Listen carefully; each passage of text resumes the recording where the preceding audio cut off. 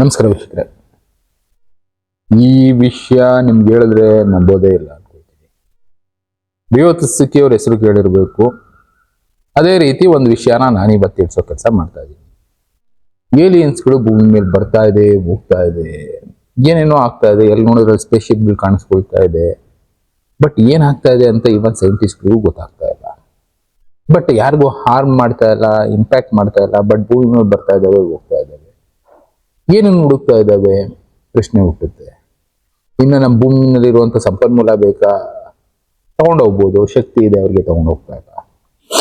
ಇಲ್ಲಿರುವಂಥ ಏನು ಬೇಕು ಅವ್ರಿಗೆ ಭೂಮಿ ಮೇಲೆ ಬಂದು ಹೋಗ್ತಾ ಇರೋದು ಕಾರಣ ಏನು? ಪ್ರಶ್ನೆಗಳಿಗೆ ಉತ್ತರ ಹುಡ್ಕೋ ಕೆಲಸ ಸೈಂಟಿಸ್ಟ್ಗಳು ಮಾಡ್ತಾ ಇರ್ತಾರೆ, ಎಲ್ಲರೂ ಮಾಡ್ತಾ ಇರ್ತಾರೆ. ನಾನು ಅದಕ್ಕೆ ರಿಲೇಟೆಡ್ ಆಗಿರೋ ಒಂದು ವಿಷಯನ ಇವತ್ತು ತಿಳಿಸ್ತೀನಿ. ನಾನು ರಿಯೋತತ್ಸುಕಿ ಅವ್ರ ಹೆಸರು ಯಾಕೆ ಹೇಳಿದೆ ಅಂದರೆ, ಕಾಲಜ್ಞಾನಿಗಳಲ್ಲಿ ಅವರು ಕೂಡ ಒಬ್ರು ಅಂತ ಕರೆದ್ರು. ಯಾಕೆ ಅಂದ್ರೆ ನಮ್ಮ ಮಧ್ಯೆ ಎಷ್ಟೋ ಜನ ಕಾಲಜ್ಞಾನಿಗಳು ಬಂದ್ರು, ಹೋದ್ರು, ಬರ್ದಿಟ್ಟಿರೋ ವಿಷಯಗಳು ಈಗಲೂ ನಡೀತಾ ಇದ್ದಾವೆ. ವೀರಬ್ರಹ್ಮೇಂದ್ರ ಸ್ವಾಮಿಗಳು, ಅಚ್ಯುತಾನಂದ ದಾಸ್ ಅವರು, ಈ ತರ ನಾಸ್ಟಾಡಮಸ್, ಬಾಬಾ ವಾಂಗ, ಬಸವಣ್ಣವರು ಎಲ್ಲರೂ ಬಂದೋದ್ರು. ಅವರು ಒಂದೊಂದು ಸ್ವರೂಪದಲ್ಲಿ ಬರೆದ್ರು. ಒಬ್ರು ಕತೆ ಸ್ವರೂಪದಲ್ಲಿ ಬರೆದ್ರು, ಹಾಡು, ವಚನ, ಶ್ಲೋಕ, ಜನಕ್ಕೆ ಅರ್ಥ ಆಗ್ಲಿ ಈಸಿಯಾಗಿ ಅಂತ ಬೇರೆ ಬೇರೆ ಸ್ವರೂಪದಲ್ಲಿ ಬರೆದ್ರು. ರಿಯೋತತ್ಸುಕಿ ಅವರು ಕೂಡ ಜಪಾನೀಸ್ ಮಂಗ ಅಂದ್ರೆ ಕತೆಗಳು ಬರೆಯೋರು. ಅವರು ನಿದ್ದೆನಲ್ಲಿ ಇಲ್ಲ ಕನಸಿನಲ್ಲಿ ಪ್ಲಸ್ ಧ್ಯಾನ ಮಾಡುವಾಗ ಕಂಡಂತ ವಿಷಯಗಳನ್ನ ಕತೆ ಸ್ವರೂಪದಲ್ಲಿ ಜನಕ್ಕೆ ತಿಳಿಸಿದ್ರು. ಒಂದು 15 ವಿಷಯಗಳನ್ನ ಅವರು ಮೆನ್ಷನ್ ಮಾಡಿ ಹೇಳಿದ್ರು. ಅದ್ರಲ್ಲಿ ಹತ್ತತ್ರ ಒಂದು 8-9 ಸತ್ಯ ಆಯ್ತು, ಒಂದ್ 2-3 ನಡೆದಿಲ್ಲ. ಇನ್ನ ಉಳಿದಿರೋದು ನಡಿಬೇಕಾಗಿದೆಯೇನು. ಆ ಟೈಮ್ ಪೀರಿಯಡ್ ಏನ್ ಹೇಳಿದ್ರು, ಆ ಟೈಮ್ ಪೀರಿಯಡ್ ಅಲ್ಲಿ ಒಂದ್ 2-3 ಪೆಂಡಿಂಗ್ ಇದೆ, ಒಂದ್ 2-3 ನಡೆದಿಲ್ಲ. ಬಟ್ ಅವ್ರು ತಿಳಿಸಿದ 15 ವಿಷಯದಲ್ಲಿ ಒಂದು 8-9 ಅಂತೂ ಸತ್ಯ ಆಯ್ತು. ಅಂದ್ರೆ ಅವ್ರು ಹೇಳಿದ ವಿಷಯ ಏನು, ಪ್ರಪಂಚದಲ್ಲಿ ಕೆಲವಷ್ಟು ಜನಕ್ಕೆ ಇಂಥ ಮುನ್ನೆಚ್ಚರಿಕೆಗಳು ಬಿಡ್ತಾ ಇರುತ್ತೆ. ಅಂದ್ರೆ ಪ್ರಕೃತಿಯಿಂದ ಇಲ್ಲ ಯಾವುದೋ ಒಂದು ಶಕ್ತಿಯಿಂದ ಕೊಡ್ತಾ ಇರುತ್ತೆ ಮುನ್ನೆಚ್ಚರಿಕೆ. ಮುಂದೆ ಈ ತರ ಒಂದ್ ದಿನ ಬರುತ್ತೆ, ನೀನ್ ಅದನ್ನ ಫೇಸ್ ಮಾಡಕ್ ಸಿದ್ಧ ಆಗು, ಇಲ್ಲ ಬದಲಾಯಿಸೋಕ್ ಸಿದ್ಧ ಆಗು, ಇಲ್ಲ ಬೇರೆಯವ್ರನ್ನ ಸಿದ್ಧ ಮಾಡು. ರಾಜ ಮನುಗೆ ಯಾವ ರೀತಿ ಮುನ್ಸೂಚನೆ ಕೊಡ್ತೋ ಆ ತರ ಕೆಲವಷ್ಟು ಜನಕ್ಕೆ ಮುನ್ಸೂಚನೆ ಕೊಡ್ತಾ ಇರುತ್ತೆ ಪ್ರಕೃತಿ. ಅಷ್ಟೋ ಜಾಸ್ತಿ ಯೋಚನೆ ಮಾಡೋದ್ ಬೇಡ. ಅಂದ್ರೆ ನಾವು ಕನಸಿನಲ್ಲಿ ಎಷ್ಟೋ ಕನಸುಗಳು ಬೀಳ್ತಾ ಇರುತ್ತೆ. ಕನಸಲ್ಲಿ ಬಿದ್ದಿದ್ ಎಷ್ಟೋ ಸತ್ಯಗಳು ಆಗೋಗ್ಬಿಡುತ್ತೆ. ಎಲ್ಲಾ ಸತ್ಯ ಆಗೋದಿಲ್ಲ ಅಂದ್ರೂ 100ರಲ್ಲಿ ಒಂದ್ 2-3 ಆದ್ರೂ ಸತ್ಯ ಆಗಿರೋದು ನೋಡಿರ್ತೀವಿ. ಬಟ್ ಒಂದೇ ಕನಸು ರಿಪೀಟೆಡ್ಲಿ ಒಂದ್ 50 ಸಲ 100 ಸಲ ಬೀಳ್ತಾ ಇದ್ರೆ, ನೀವು ಕೂತಾಗೆಲ್ಲ ಅದೇ ಕಾಣಿಸ್ತಾ ಇದ್ರೆ ಏನನ್ಸುತ್ತೆ? ಏನೋ ಆಗೋದಕ್ಕೆ ಮುಂದೆ ತಿಳಿಸ್ತಾ ಇದೆಯೇನೋ ಒಂದು ಮುನ್ನೆಚ್ಚರಿಕೆ ಅಂತ ಅನ್ಸೋದಿಲ್ವಾ? ಅಂತ ಒಂದು ವಿಷಯನ ನಾನು ಕೂಡ ನಿಮಗೆ ತಿಳಿಸ್ಬೇಕು ಅಂತ ಇದ್ದೀನಿ. ಕೆಲವಷ್ಟು ಸತ್ಯಗಳು ಹಾಗೇ ಬುಕ್ಕಲ್ಲೇ ಉಳ್ಕೊಂಡ್ಬಿಟ್ಟಿರ್ತವೆ. ತಿಳಿಸ್ಬೇಕು ಅನ್ನೋ ಟೈಮ್ ಬಂದಾಗಲೇ ತಿಳಿಸೋದಕ್ಕಾಗೋದು. ನಾನು ಇದನ್ನ ವರ್ಡ್ಗಳನ್ನ ಕೆಲವೊಂದ್ಸಲ ಬಳಸಿರ್ತೀನಿ. ಮೈ ಡೆಸ್ಟಿನಿ ಟುಕ್ ಮೀ ಇಯರ್ ಅಂತ. ಯಾಕೆ ಅಂತ ನಮಗೂ ಗೊತ್ತಿಲ್ಲ. ಡೆಸ್ಟಿನಿ ಯಾಕೆ ಇಲ್ಲಿ ಕರ್ಕೊಂಡ್ಬಂತು ಅಂತ ಗೊತ್ತಿಲ್ಲ. ಈ ಕಾಲಜ್ಞಾನಕ್ಕೆ ಯಾಕೆ ಲಿಂಕ್ ಮಾಡ್ತು ಗೊತ್ತಿಲ್ಲ. ಇದನ್ನ ಇಷ್ಟೊಂದು ಹುಡ್ಕೋ ಕೆಲಸ ಯಾಕೆ ಮಾಡಿಸ್ತು ಗೊತ್ತಿಲ್ಲ. ಬಟ್ ಒಂದಕ್ಕೊಂದು ಲಿಂಕ್ ಅನ್ನೋದು ಇದೇ ಇದೆ. ಓಕೆ, ಇನ್ನು ಮೇನ್ ಕತೆಗೆ ಬರೋದಾದ್ರೆ ನಾನು ಹಿಂದೆ ಒಂದು ಪೇಪರಲ್ಲಿ ತೋರಿಸ್ತಾ ಇದ್ದೀನಿ, ಕಳನಿ ಅಂತ. ಇದು ಬಂದು ಒಂದು ಕತೆ ಸ್ವರೂಪದಲ್ಲಿರುವಂತ ವಿಷಯ. ಕಾಲಜ್ಞಾನ ಅನ್ಕೊಳ್ಳೋದು ಆಮೇಲೆ ಬೇಡ ಬಿಡಿ. ವಿಷಯ ಇದನ್ನ ಬಂದು 2020 ಮೇ ತಿಂಗಳಲ್ಲಿ 16ನೇ ತಾರೀಕು SWA ಅಂದ್ರೆ ಬಾಂಬೆ ರೈಟರ್ ಅಸೋಸಿಯೇಷನ್ ಕತೆ ಸ್ವರೂಪದಲ್ಲಿ ಸುಮ್ಮನೆ ಇರ್ಲಿ ಯಾವುದಕ್ಕೂ ಅಂತ ರಿಜಿಸ್ಟರ್ ಮಾಡಿಟ್ಟಿರುವಂತ ಒಂದು ವಿಷಯ. ಇದರಲ್ಲಿರೋ ಪ್ರಕಾರ ಒಂದು ಕಂಟೆಂಟ್ ನ ನಿಮಗೆ ತೋರಿಸೋದಕ್ಕೆ ಇಷ್ಟಪಡ್ತೀನಿ. ಆ ಕಂಟೆಂಟ್ ಅಲ್ಲಿ ಇವಾಗ ಏನ್ ಹೇಳ್ತಾ ಇದ್ದಾರೆ ಅದು ಹೆಚ್ಚು ಕಡಿಮೆ ಈಗ ನಡೀತಾ ಇರೋ ಕಂಟೆಂಟ್ಗೆ ಮ್ಯಾಚ್ ಆಗುತ್ತೆ. ಅದಕ್ಕೆ ಆ ವಿಷಯನ ತೋರಿಸ್ಬೇಕು ನಿಮ್ಗೆ. ಆಮೇಲೆ ಪೂರ್ತಿಯಾಗಿ ಎಕ್ಸ್ಪ್ಲೇನ್ ಮಾಡ್ತೀನಿ. ದಯವಿಟ್ಟು ಟೈಮ್ ಇದ್ದವ್ರು ನೋಡಿ, ನಂಬೋಂಥವ್ರು ನೋಡಿ. ಸುಮ್ಮನೆ ಎಲ್ಲರೂ ನೋಡಿ ಏನೇನೋ ಅನ್ಕೊಳ್ಳೋದಕ್ಕೆ ಹೋಗ್ಬೇಡಿ. ಈ ವಿಷಯ ನಿಮ್ಗೆ ತಿಳಿಸ್ಬೇಕು.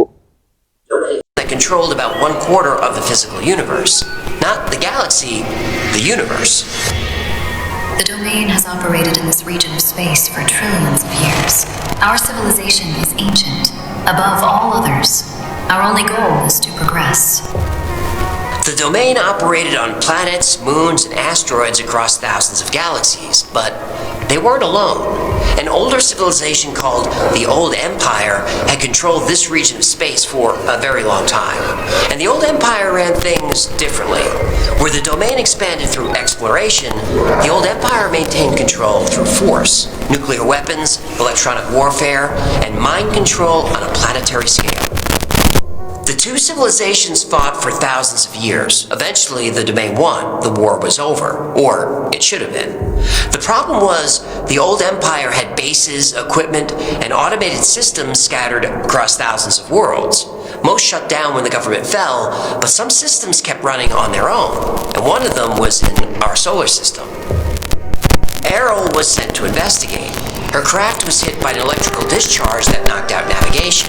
She crashed outside Roswell. Matilda asked how she survived the crash. Why wasn't she injured or in pain? I am an ISBE, an immortal spiritual being. An ISBE exists as pure awareness. We can create, move, and perceive across any distance. We only use physical form as a tool. The gray body sitting in that chair at Roswell was just a vehicle. Errol explained that every conscious being in the universe is an immortal spiritual being. Even humans. Errol was an... ಇಲ್ಲಿ ಇವ್ರು ಹೇಳಿದ ಕತೆಗೂ ಇಲ್ಲಿ ನಾನು ತೋರಿಸ್ತಾ ಇರೋ ವಿಷಯಕ್ಕೂ ನಾನು ಹೇಳ್ತಾ ಇರೋ ವಿಷಯಕ್ಕೂ ಏನ್ ಸಂಬಂಧ ಅನ್ನೋದಾದ್ರೆ ಅವ್ರು ಹೇಳಿದ ಕತೆ ಒಂದೇ.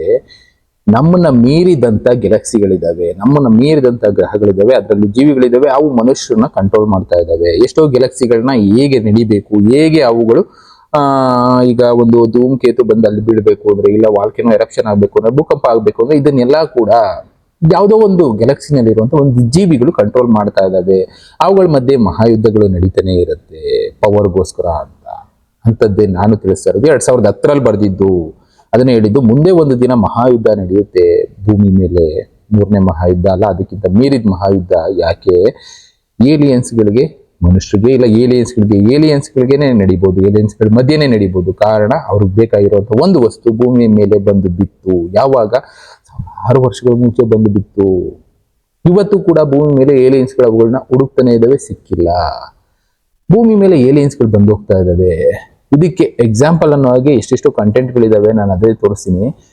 ಅಮೆರಿಕಾದಲ್ಲಿ ಕಾಣಿಸ್ಕೊಂಡಿದ್ದಾವೆ, ಇನ್ನ Doha, Dubai, Nagasaki, Hiroshima, Miami ಇಲ್ಲೆಲ್ಲ ಬಂದು ಕಾಣಿಸ್ಕೊಂಡಿದ್ದಾವೆ. ಯಾಕೆ ಹಿರೋಶಿಮಾ, ನಾಗಸಾಕಿನಲ್ಲೂ ಕಾಣಿಸ್ಕೊಳ್ತು ಏಲಿಯನ್ ಸ್ಪೇಸ್ ಶಿಪ್ಗಳು? ಇನ್ನು ಅಮೆರಿಕಾದಲ್ಲಿ ಯಾಕೆ ಜಾಸ್ತಿ ಕಾಣಿಸ್ಕೊಳ್ತಾ ಇದೆ? ಇದಕ್ಕೆ ಉತ್ತರ ಕೊಡುವಂತ ಕೆಲಸ ಮಾಡ್ತೀನಿ. ಏಲಿಯನ್ಸ್ಗಳು ಈ ರೇಡಿಯೇಷನ್ ಎಲ್ಲಿ ಇಂಪ್ಯಾಕ್ಟ್ ಆಗಿದೆ ಆ ಜಾಗದಲ್ಲಿ ಕಾಣಿಸ್ಕೊಳ್ತಾ ಇದೆ. ಎಲ್ಲಿ ರೇಡಿಯೇಷನ್ ಜಾಸ್ತಿ ಆಚೆ ಬಂದಿದೆ ಆ ಜಾಗದಲ್ಲಿ ಕಾಣಿಸ್ತಾ ಇದೆ. ಅಂದ್ರೆ ಏಲಿಯನ್ಸ್ಗಳಿಗೆ ಏನಾದ್ರು ನ್ಯೂಕ್ಲಿಯರ್ ಬಾಂಬ್ ಬೇಕಾ, ಇಲ್ಲ ರೇಡಿಯೇಷನ್ ಇಂದ ಇಂಪ್ಯಾಕ್ಟ್ ಆಗ್ತಿರೋ ವಸ್ತುಗಳು ಬೇಕಾ? ಅದರಲ್ಲಿ ಒಂದು ಪಾಯಿಂಟ್ ಇದೆ. ಏಲಿಯನ್ಸ್ಗಳಿಗೆ ಬೇಕಾಗಿರೋ ವಸ್ತು ಏನು? ರೇಡಿಯೇಷನ್ ನ ಎಮಿಟ್ ಮಾಡುತ್ತೆ ಆ ವಸ್ತು. ಅದಕ್ಕೋಸ್ಕರ ಭೂಮಿನಲ್ಲಿ ಅವರು ಬಂದು ಹುಡುಕ್ತಾ ಇದ್ದಾರೆ. ಮಾಮೂಲಿಯಾಗಿ ಚಿನ್ನ, ಇಲ್ಲ ಬೆಳ್ಳಿ, ವಜ್ರ, ನ್ಯೂಕ್ಲಿಯರ್ ಬಾಂಬು ಇದನ್ನೆಲ್ಲ ಅವ್ರು ತಗೊಂಡೋಗೋದು ದೊಡ್ಡ ಕೆಲಸನೇ ಅಲ್ಲ. ಅಂತ ಸ್ಪೇಸ್ಶಿಪ್ ಅಲ್ಲಿ ಕಂಡಿರೋ ಬಂದು ಹೋಗ್ತಾ ಇದಾರೆ ಅಂತ ತಗೊಂಡೋಗೋದು ದೊಡ್ಡ ವಿಷಯನ. ಬಟ್ ಆದ್ರೂ ಕೂಡ ಅವುಗಳು ಯಾರಿಗೂ ಕೂಡ ಮನುಷ್ಯರಿಗೆ ಇಲ್ಲಿ ತನಕ ತೊಂದರೆ ಕೊಟ್ಟಿಲ್ಲ. ಆ ಹುಡುಕ್ತಾ ಇರೋದು ಏನೋ ಒಂದು ವಸ್ತುನ. ಅದನ್ನೇ ನಾನು ನಿಮಗೆ ತಿಳಿಸ್ಬೇಕು ಅಂತ ಇದ್ದಿದ್ದು. 2010 ಬರೆದಂತ ಈ ವಿಷಯದಲ್ಲಿ ಅಂತ ಹೇಳ್ತಾ ಇದ್ದೀನಿ. ನೀವು ಜ್ಞಾನ ಅನ್ಕೊಳ್ಳಿ, ಆಮೇಲೆ ಇನ್ನೊಂದು ಅನ್ಕೊಳ್ಳಿ. ಈ ವಿಷಯದಲ್ಲಿ ಭೂಮಿಯಿಂದ ಲಕ್ಷಾಂತರ ಕಿಲೋಮೀಟರ್ ದೂರದಲ್ಲಿ ಗ್ಯಾಲಕ್ಸಿಗಳು ಎಷ್ಟೊಂದಿದ್ದಾವೆ. ಆ ಗ್ಯಾಲಕ್ಸಿನಲ್ಲಿ ಒಂದು ಗ್ರಹದಲ್ಲಿರುವಂತ ಜೀವಿಗಳು ಭೂಮಿನ ಕಂಟ್ರೋಲ್ ಮಾಡ್ತವೆ. ಭೂಮಿನಲ್ಲ, ಇಡೀ ಯೂನಿವರ್ಸ್ ನ ಕಂಟ್ರೋಲ್ ಮಾಡೋ ಶಕ್ತಿ ಆ ಗ್ಯಾಲಕ್ಸಿ, ಆ ಗ್ರಹಕ್ಕೆ ಇತ್ತು. ಆ ಗ್ರಹದಲ್ಲಿರುವಂತ ಒಂದು ವಸ್ತುಗಿತ್ತು. ಅಲ್ಲೂ ಕೂಡ ಆಸೆ ಅದೆಲ್ಲ ಇದ್ದೇ ಇರುತ್ತಲ್ಲ. ಅಕಸ್ಮಾತ್ ಆಗಿ ಆ ವಸ್ತು ಮಿಸ್ ಆಗಿ ಭೂಮಿಗೆ ಬಂದು ಬಿದ್ದೋಗಿದೆ. ಇದು ರಿಪೀಟೆಡ್ಲಿ ಕಾಣಿಸಿದಂತ ವಿಷಯ. ಮುಂದೆ ಒಂದು ದಿನ ಆ ವಸ್ತು ಹುಡ್ಕೊಂಡ್ ಬರ್ತಾರೆ. ಯಾರು ಬರ್ತಾರೆ? ಏಲಿಯನ್ಸ್ಗಳು ಬರ್ತಾರೆ. ಬಂದಿದ್ದಾರೆ, ಹುಡುಕ್ತಾ ಇದ್ದಾರೆ, ಓಡಾಡ್ತಾ ಇದೆ ನ್ಯೂಸ್ಗಳು, ನೋಡ್ತಾನೆ ಇದ್ದೀವಿ ದಿನನಿತ್ಯ. ಬಟ್ ಇದು ಸತ್ಯನಾ ಅನ್ನೋದಾದ್ರೆ ಸತ್ಯ ನನಗನ್ಸೋ ಮಟ್ಟಿಗೆ. ಇನ್ನ ಕೆಲವರಿಗೆ ಇಲ್ಲ ಇದು ಸುಳ್ಳು ಅನಿಸ್ಬೋದು, ಫೇಕು, ಕತೆ ಹಾಗೆ ಹೀಗೆ ಅನ್ಕೋಬಹುದು. ಬಟ್ ನನ್ನ ಅನಿಸಿಕೆ ಸತ್ಯ. ಭೂಮಿ ಮೇಲೆ ಬಂದು ಹೋಗಿದಾವೆ, ಈಗಲೂ ಹುಡುಕ್ತಾ ಇದ್ದಾವೆ. ಅದರಲ್ಲೂ ರೇಡಿಯೇಷನ್ ಎಮಿಟ್ ಆಗುವಂತ ಪ್ಲೇಸಸ್ಗಳಲ್ಲಿ ಕಾಣಿಸ್ಕೊಳ್ಳುತ್ತೆ. ಎಲ್ಲಿ ರೇಡಿಯೇಷನ್ ಅಂದ್ರೆ ನ್ಯೂಕ್ಲಿಯರ್ ರಿಯಾಕ್ಷನ್ ಆಗ್ತಾ ಇರುತ್ತೆ, ಥರ್ಮಲ್ ಪವರ್ ಪ್ಲಾಂಟ್ ಇರುತ್ತೆ, ಎಲ್ಲಿ ಈ ರೀತಿ ರೇಡಿಯೇಷನ್ ಇಂಪ್ಯಾಕ್ಟ್ ಆಗ್ತಾ ಇರುತ್ತೆ ಅಂತ ಜಾಗದಲ್ಲಿ ಸ್ಪೇಸ್ ಶಿಪ್ಗಳು ಕಾಣಿಸ್ಕೊಳ್ಳುತ್ತೆ. ಕಾರಣ ಅದು ಹುಡುಕ್ತಾ ಇರುವಂತ ವಸ್ತು ಕೂಡ ರೇಡಿಯೇಷನ್ ಎಮಿಟ್ ಮಾಡುವಂತ ಒಂದು ವಸ್ತು.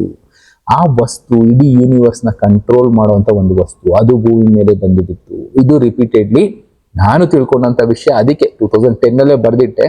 ಬಟ್ ಅದಾದ್ಮೇಲೆ 2020 ಇರ್ಲಿ, ಫ್ಯೂಚರ್ ಅಲ್ಲಿ ಒಂದಿನ ಯಾರಿಗಾದ್ರೂ ಯೂಸ್ ಆಗ್ಬೋದು, ಕಥೆಯ ಸ್ವರೂಪದಲ್ಲಾದ್ರೂ ಜನಕ್ಕೆ ಇದನ್ನ ತಿಳಿಸೋ ಕೆಲಸ ಮಾಡೋಣ ಅಂತ ಹೇಳಿ ರಿಜಿಸ್ಟರ್ ಮಾಡಿಟ್ವಿ. ಇವತ್ತು ಅದನ್ನ ರಿವೀಲ್ ಮಾಡುವಂತ ಸಮಯ ಅಂತಾನೆ ನಾನು ಅನ್ಕೊಂಡಿದ್ದೀನಿ. ಯಾಕೆಂದ್ರೆ ಅದರಲ್ಲಿ ಇನ್ನೂ ಒಂದು 3-4 ಬೇರೆದಿದ್ದಾವೆ ಕಂಟೆಂಟ್ಗಳು. ಅವುಗಳನ್ನ ಮುಂದಿನ ದಿನಗಳಲ್ಲಿ ರಿವೀಲ್ ಮಾಡ್ತಾ ಹೋಗ್ತೀನಿ. ಬಟ್ ಆದ್ರೆ ಒಂದನ್ನ ಅರ್ಥ ಮಾಡ್ಕೊಳ್ಳಿ, ಏಲಿಯನ್ಸ್ಗಳು ಭೂಮಿ ಮೇಲೆ ಬರ್ತಾ ಇದೆ, ಯಾರಿಗೂ ಹಾರ್ಮ್ ಮಾಡ್ತಾ ಇಲ್ಲ. ಬರ್ತಾ ಇದಾವೆ, ಹುಡುಕ್ತಾ ಇದಾವೆ, ಹೋಗ್ತಾ ಇದಾವೆ. ಅದರಲ್ಲೂ ಮೇಜರ್ ಆಗಿ ಅವುಗಳು ಹುಡುಕ್ತಾ ಇರೋ ಸ್ಪಾಟ್ ಯಾವುದು? ರೇಡಿಯೇಷನ್ ಎಮಿಟ್ ಆಗಿರುವಂತ ಪ್ಲೇಸಸ್. ಹಿರೋಶಿಮಾ, ನಾಗಸಾಕಿನಲ್ಲಿ ರೇಡಿಯೇಷನ್ ಎಮಿಟ್ ಆಗಿತ್ತು 2ನೇ ಮಹಾಯುದ್ಧದಲ್ಲಿ. ಆ ಟೈಮ್ನಿಂದ ಕೂಡ ಅಲ್ಲಿ ಹುಡುಕಿದಾವೆ. ಯಾಕೆ ಅಂದ್ರೆ ಅಲ್ಲಿ ಆ ವಸ್ತು ಏನಾದ್ರೂ ಇದೆಯಾ, ಇಲ್ಲ. ಇನ್ನ ಈ ಎಲ್ಲೆಲ್ಲಿ ರೇಡಿಯೇಷನ್ ಇಂಪ್ಯಾಕ್ಟ್ ಆಗ್ತದೆ, ಅದರಲ್ಲೂ ಅಮೆರಿಕಾದಲ್ಲಿ ರೇಡಿಯೇಷನ್ ರಿಲೇಟೆಡ್ ಆಗಿ ನ್ಯೂಕ್ಲಿಯರ್ ಬಾಂಬ್ಗಳು ಅದು ಇದು ಕಂಡುಹಿಡಿತಾ ಇರ್ತಾರೆ, ಟ್ರಯಲ್ಸ್ ಮಾಡ್ತಾ ಇರ್ತಾರೆ. ಅಲ್ಲೆಲ್ಲ ಕೂಡ ಕಾಣಿಸ್ಕೊಂಡಿದೆ. ಅಂದ್ರೆ ಅವುಗಳು ಹುಡುಕ್ತಾ ಇರೋ ವಸ್ತು ರಿಲೇಟೆಡ್ ಟು ಆಕ್ಟಿವ್ ಅಂತ ತಿಳ್ಕೊಳ್ಳಿ ಅಷ್ಟೇ. ಇನ್ನ ತಿಳ್ಕೊಳ್ಳೋದು ಬಿಡೋದು ನೀವು ಬಿಟ್ಟಿದ್ದು. ಇನ್ನು ಇದರಲ್ಲೂ ಅದನ್ನೇ ತಿಳಿಸ್ತಾ ಇರೋದು. ಅದು ಭೂಮಿ ಮೇಲೆ ಬಂದು ಬಿತ್ತು, ಅದನ್ನ ಒಬ್ಬ ರಾಜ ಸುರಕ್ಷಿತವಾಗಿರ್ಲಿ, ಜನಕ್ಕೆ ಇದರಿಂದ ಇಂಪ್ಯಾಕ್ಟ್ ಆಗದೆ ಇರಲಿ ಅಂತ ಎತ್ತಿಟ್ಟ. ಎಲ್ಲೆತ್ತಿಟ್ಟ, ಯಾಕೆ ಎತ್ತಿಟ್ಟ, ಅದೆಲ್ಲ ಸೆಕೆಂಡ್ರಿ ಇದರಲ್ಲಿರುವಂತ ವಿಷಯ. ಬಟ್ ತಿಳಿಸ್ಬೇಕಾಗಿದ್ದು ಇದು, ಏಲಿಯನ್ಸ್ಗಳು ಭೂಮಿ ಮೇಲೆ ಇದೆಯಾ ಇಲ್ವಾ ಅನ್ನೋದಕ್ಕೆ ನಾನು ತಿಳ್ಕೊಂಡಂತ ವಿಷಯ. ಇದನ್ನ ನನ್ನ ಕಾಲಜ್ಞಾನ ಅಂತನಾದ್ರೂ ಅನ್ಕೊಳ್ಳಿ, ಇಲ್ಲ ಇನ್ನೊಂದಾದ್ರೂ ಅನ್ಕೊಳ್ಳಿ, ನಾನು ನನ್ನ ಕಾಲಜ್ಞಾನ ಅಂತಾನೆ ಅನ್ಕೋಬಹುದೇನೋ. ಯಾಕೆ ಅಂದ್ರೆ ನಾನು ರಿಪೀಟೆಡ್ಲಿ ಜನಕ್ಕೆ ತಿಳಿಸ್ಬೇಕಾದಂತ ವಿಷಯ ಯಾಕೆ ನಮಗೆ ಗೋಚರ ಆಯ್ತು. ಒಬ್ಬೊಬ್ರಿಗೊಂದೊಂದು ವಿಷಯ ಗೋಚರ ಆಗ್ತಾ ಇರುತ್ತೆ. ನಾನು ಅದಕ್ಕೆ ರಿಯೋ ತತ್ಸುಕಿ ಅವ್ರ ಹೆಸರು ತಗೊಂಡೆ. ಅವ್ರಿಗೂ ಇದು ಕನಸಿನಲ್ಲಿ ರಿಪೀಟೆಡ್ಲಿ ಗೋಚರ ಆಗ್ತಾ ಇತ್ತು. ಈ ತರ ಸುನಾಮಿ ಬರುತ್ತೆ, ಈ ತರ ಅನಾಹುತ ಆಗುತ್ತೆ, ಎಚ್ಚೆತ್ಕೊಳ್ಳಿ, ಜನರನ್ನ ಎಚ್ಚರಿಸಿ. ಅವರು ಮಾಡಿದ್ರು. ಎಷ್ಟೋ ಜನ ಅದರಿಂದ ಹುಷಾರಾದ್ರು, ಎಷ್ಟೋ ಜನ ಅದಕ್ಕೆ ಬಲಿಯಾದ್ರು ಕೂಡ, ನಮ್ಮದೇ ಇದ್ದವ್ರು ಬಲಿಯಾದ್ರು. ಅಂತ ಗೋಚರ ಆಗೋ ವಸ್ತುಗಳು, ವಿಷಯಗಳು ಏನೋ ಒಂದು ಲಿಂಕ್ ಇದ್ದೇ ಇರುತ್ತೆ. ಬಟ್ ಕೆಲವೊಂದು ಸಲ ಅದು ನಡೆದೇನು ಹೋಗಬಹುದು, ಕಥೆಯಾಗಿ ಉಳ್ಕೋಬಹುದು, ಮಾಮೂಲಿ ಕನ್ಸಲ್ಲಿ ಬಂದೋಗಿರೋ ಒಂದು ವಿಷಯ ಆಗಿರ್ಬೋದು. ಬಟ್ 2010 ಟೈಮಲ್ಲಿ ಅಷ್ಟೊಂದು ಮೀಡಿಯಾ ಇರಲಿಲ್ಲ, ಅಷ್ಟೊಂದು ಟಿವಿಗಳಿರಲಿಲ್ಲ, ಮೊಬೈಲ್ಗಳಿರಲಿಲ್ಲ. ನಮ್ಗೆ ಈ ಕಾಲಜ್ಞಾನದ ಬಗ್ಗೆ ಯಾರಿಗೂ ಗೊತ್ತೇ ಇರಲಿಲ್ಲ ಅನ್ಕೊಳ್ತೀನಿ ಅಷ್ಟೊಂದು. ಬಟ್ ಈಗ ಸಡನ್ ಆಗಿ destiny took me here, plus ಈ ವಿಷಯಗಳು ಪ್ಲಸ್ ಈಗ ನಡೀತಾ ಇರೋ ವಿಷಯಗಳು ಒಂದಕ್ಕೊಂದು ರಿಲೇಟೆಡ್ ಆಗಿರೋದ್ರಿಂದ ಈ ವಿಷಯನ ರಿವೀಲ್ ಮಾಡೋಣ ಅಂತ ತಿಳಿಸ್ತಾ ಇದ್ದೀನಿ ಅಷ್ಟೇ. ನಂಬೋರು ನಂಬಿ, ಬಿಡೋರು ಬಿಡಿ. ಬಟ್ ಭೂಮಿ ಮೇಲೆ ಆ ವಸ್ತು ಇದೆ, ಆ ವಸ್ತುಗೋಸ್ಕರ ಹುಡುಕೊಂಡು ಇನ್ನ ಮುಂದೆ ಬರ್ತಾರೆ, ನಡೆಯುತ್ತೆ ಮಹಾಯುದ್ಧ. ಅದಕ್ಕೆ ಸಿದ್ಧ ಆಗಬೇಕು ಅನ್ನೋದು ನಾನು ಇದ್ರಲ್ಲಿ ತಿಳಿಸಿದ್ದು. ಇದೀಗೇ ನಡಿಬೇಕು ಅಂತ ಇಲ್ಲ ಬೇರೆ ರೀತಿನೂ ಎಂಡ್ ಆಗಬಹುದು. ಬಟ್ ಭೂಮಿ ಮೇಲೆ ಬಂದು ಆ ವಸ್ತು ಬಿದ್ದಿದೆ, ಏಲಿಯನ್ಸ್ ಹುಡುಕ್ತಾ ಇದ್ದಾರೆ ಅನ್ನೋದು ನನ್ನ ಅನಿಸಿಕೆ. ಇದು ಕತೆ ಅನ್ಕೊಳ್ತೀರೋ ಇನ್ನೊಂದು ಅನ್ಕೊಳ್ತೀರೋ ನೀವು ಬಿಟ್ಟಿದ್ದು. ಅದೇ ರೀತಿ ಮುಂದೆನೂ ಅದರಲ್ಲಿ ಕಂಟಿನ್ಯೂ ಆಗ್ತಾ ಹೋಗಿದೆ ಬಿಡಿ. ಎಷ್ಟೋ ಏಲಿಯನ್ಸ್ಗಳು ಮುಂದೆನೂ ಬರ್ತವೆ, ಸ್ಪೇಸ್ಶಿಪ್ಗಳು ಕಾಣಿಸ್ತಾನೆ ಇರ್ತವೆ. ಸತ್ಯನ ಸುಳ್ಳ ನಿಮಗೂ ಎಷ್ಟೊಂದು ಗೋಚರ ಆಗಿರುತ್ತೆ. ಅದು ಸತ್ಯ ಆಗಿದ್ರೆ ಇದು ಸತ್ಯ ಆಗುತ್ತೆ, ಇಲ್ಲ ಅಂದ್ರೆ ಮಾಮೂಲಿ ಕತೆ ಉಳ್ಕೊಳ್ಳುತ್ತೆ. ಈ ತರ ಇನ್ನೂ ಒಂದು 2-3 ವಿಷಯ ಇಂಪಾರ್ಟೆಂಟ್ ಆಗಿ ತಿಳಿಸ್ಬೇಕಾಗಿರೋದಿದೆ. ಅದರಲ್ಲಿ ಒಂದು ಬಂದು 2045 ಮುಂದೆ ಎಲ್ಲ ಒಂದ್ ಕಡೆ ಇದೆ. ಅದರಲ್ಲಿ ಒಂದು ಬಂದು ಇದು 2045 ಮೇನ್ ಆಗಿ ಆ ಟೈಮ್ಗೆ ಏನು ಆಗುತ್ತೆ ಅದನ್ನ ಬದಲಾಯಿಸೋದು ಹೇಗೆ. ಸದ್ಯಕ್ಕೆ ನಾನು ಅದನ್ನ ಬದಲಾಯಿಸೋ ಕಾರ್ಯದಲ್ಲೇ ಇದ್ದೀನಿ ಅನ್ಕೊಳ್ಳಿ. ನಾನು ಯಾಕೆ ಈ ಇಯರ್ನ ಮೆನ್ಷನ್ ಮಾಡಿದೆ ಅದಕ್ಕೆ ಹೇಳಿದ್ದು. ಎಲ್ಲೂ ಕೂಡ ನಾನು ಈಗ ಡೀಟೇಲ್ ಆಗಿ ಡಿಸ್ಕಸ್ ಮಾಡಕ್ ಹೋಗಿರ್ಲಿಲ್ಲ, ಇವತ್ತು ಡಿಸ್ಕಸ್ ಮಾಡ್ತಾ ಇದ್ದೀನಿ. ಇದು ಕೂಡ 2020 ಆ ಟೈಮ್ನಲ್ಲಿ ರಿಜಿಸ್ಟರ್ ಮಾಡಿದ್ದು. ಬರ್ದಿಟ್ಟಿರೋದು 2010 ಆಸ್ಪಾಸ್ನಲ್ಲಿ ಬರ್ದಿಟ್ಟಿದ್ದು. ಅಂದ್ರೆ ಮುಂದೆ ಒಂದು ದಿನ ಈ ತರ ನಡೆಯುತ್ತೆ. 2045ಕ್ಕೆ ಇದು ಎಂಡ್ ಆಗುತ್ತೆ. ಇದು ಒಂದು ವಿಷಯ. ಆದ್ರೆ ಇನ್ನೊಂದು ವಿಷಯ, ಹಂಪಿ ವಾಲಿ ಭಂಡಾರ ಇದನ್ನ ತೆಗೆಯುವಂತ ಸಮಯ ಬರುತ್ತೆ. ಹೇಗೆ ಏನು ಅನ್ನೋದನ್ನ ಇದ್ರಲ್ಲಿ ತಿಳಿಸ್ತಾ ಹೋಗಿದ್ದೀನಿ. ಬಟ್ ಅದಕ್ಕೆ ಟೈಮ್ ಇದೆ, ಇನ್ನ ಮುಂದಿನ ದಿನಗಳಲ್ಲಿ ತಿಳಿಸ್ಕೊಡ್ತೀನಿ. ಸದ್ಯಕ್ಕೆ ಈಗ ನಡೀತಾ ಇರುವಂತ ಸಿನಾರಿಯೋಗೂ ಏಲಿಯನ್ ಸ್ಪೇಸ್ಶಿಪ್ಗಳು ಅರ್ಥನ ವಿಸಿಟ್ ಮಾಡ್ತಾ ಇರೋದಕ್ಕೂ ಒಂದಕ್ಕೊಂದು ಸಂಬಂಧ ಇದೆ. ನಾನು ತಿಳಿಸಿರುವಂತ ಕತೆ ಪ್ರಕಾರ ಮುಂದೆ ಒಂದು ದಿನ ಮಹಾಯುದ್ಧ ನಡೆಯುತ್ತೆ. ಯಾವುದಕ್ಕೋಸ್ಕರ? ಆ ಪವರ್ಗೋಸ್ಕರ, ಆ ಪವರ್ ಬಾಕ್ಸ್ಗೋಸ್ಕರ. ಅದು ಭೂಮಿ ಮೇಲೆ ಇದೆ, ಅದನ್ನೆಲ್ಲರೂ ಅಷ್ಟು ಈಸಿಯಾಗಿ ಪಡ್ಕೊಳ್ಳೋದಕ್ಕಾಗೋದೇ ಇಲ್ಲ. ಇದನ್ನ ಬೇರೆ ಬೇರೆ ರೀತಿ ಬೇರೆ ಬೇರೆ ಕತೆಗಳು ಬಂದು ಹೋಗಿದೆ. ಎಕ್ಸಾಂಪಲ್, ಅಮರ ಗುರುಗಳ ಒಂದು ಕತೆನಲ್ಲೂ ಈ ಒಂದು ಇನ್ಸಿಡೆಂಟ್ ನಡೆದು ಹೋಗಿದೆ ಅನ್ಕೊಳ್ತೀನಿ. ಒಂದು ಕುಂಭನ ತಗೊಂಡು ಬರ್ತಾರೆ ಭೂಮಿ ಮೇಲೆ, ಅದನ್ನ ಭೂಮಿ ಮೇಲೆ ಎಲ್ಲೋ ಒಂದು ಸುರಕ್ಷಿತ ಜಾಗದಲ್ಲಿ ಇಟ್ಟಿರ್ತಾರೆ ಅನ್ನೋದು ಮಾತ್ರ ನಾನು ಹೇಳೋದಕ್ಕೆ ಇಷ್ಟಪಡ್ತೀನಿ. ಅಮರ ಗುರುಗಳು ಇದನ್ನ 1976 ಅಲ್ಲಿ ತಿಳಿಸಿದ್ರು ಅನ್ಕೊಳ್ತೀನಿ. ಆ ಟೈಮಲ್ಲಿ ಒಂಚೂರು ಹೆಚ್ಚು ಕಡಿಮೆ ಇರ್ಬೋದು. ಬಟ್ ಆ ಕುಂಭ ಭೂಮಿ ಮೇಲೆ ಉಳ್ಕೊಳ್ತು ಅಂತ ಒಂದು ಕತೆ ಹೇಳುತ್ತೆ. ನಾನು ತಿಳಿಸ್ತಾ ಇರೋ ಕತೆ ಬೇರೆ.